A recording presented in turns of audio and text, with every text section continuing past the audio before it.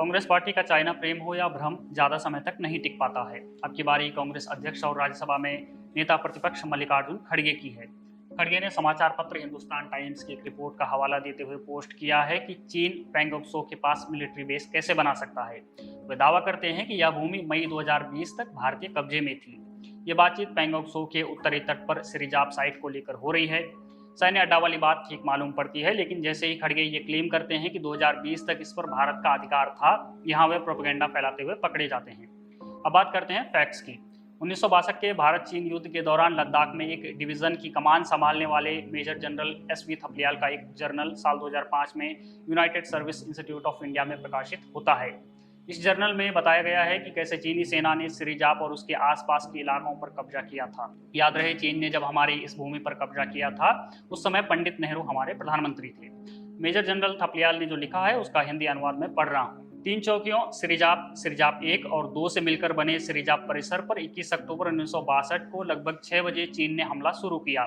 चीनियों ने सिरिजाप 1 पर लगभग 2.5 घंटे तक भारी गोलाबारी की और फिर उन्होंने इस चौकी पर हल्के टैंकों से हमला किया, जिसके जवाब में चौकी के पास कोई हथियार नहीं थे। ठाकुंग के करीब फेरी पॉइंट के पास एक छोटी भारतीय चौकी थी और वहां से लड़ाई का निरीक्षण करना संभव था। गोलाबारी शुरू होने के तुरंत बाद सिरिजाप की चौकियों से संपर्क टूट गया।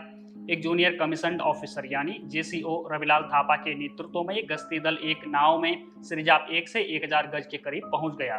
चौकी के ऑब्जर्वेशन के बाद जेसीओ वापस आया और रिपोर्ट दी कि company commander major Dhan Singh Thapa सहित पूरी चौकी हमले में तबाह हो गई है। लौटने वाले सैनिकों ने यह भी बताया कि घायलों को इकट्ठा करने के बाद चीनियों ने उन्हें पंक्ति में खड़ा किया और गोली मार दी। युला पोस्टों के परिसर ने 21 अक्टूबर की शाम तक युला 2 और 3 में सभी लोगों को एकत्रित करने की प्रक्रिया शुरू कर दी थी। 22 अक्टूबर तक चीनियों ने पैंगोंग त्सो झील के उत्तरी तट पर पूर्ण नियंत्रण कर लिया था।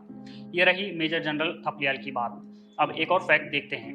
साल 2013 में जब केंद्र में कांग्रेस के नेतृत्व वाली यूपीए सरकार थी, उस समय तक भी यह क्षेत्र विवादित ही था। समाचार पत्र इकोनॉमिक टाइम्स की इस रिपोर्ट में लिखा गया है कि चीन फिंगर 4 क्षेत्र तक सड़क बनाने में कामयाब हो गया है, जो सिरिजाप क्षेत्र में आता है और वास्तविक नियंत्रण रेखा से 5 किलोमीटर अंदर है।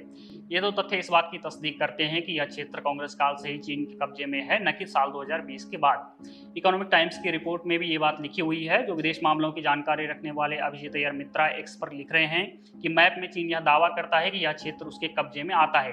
गूगल मैप पर भी इस जगह को चीन के नंगारी या यंगारी के रूप में दिखाया गया है। इसके अलावा मित्रा ने एक इमेज शेयर की है जिसमें देखा जा सकता है कि चीन ने 2009 तक इस क्षेत्र में एक निगरानी या खुफिया अड्डा बना लिया था। तब सरकार में कौन थे यह बताने की जरूरत शायद नहीं है। तो कुल मिलाकर आज जो सिरिजाप में हो रहा है यह 2020 के बाद से नहीं हुआ है, बल्कि 1962 से होता आ रहा है। कांग्रेस काल में ही यह जगह चीन ने हथिया ली थी, इसलिए खड़गे यहाँ सरासर झूठ बोल रहे हैं।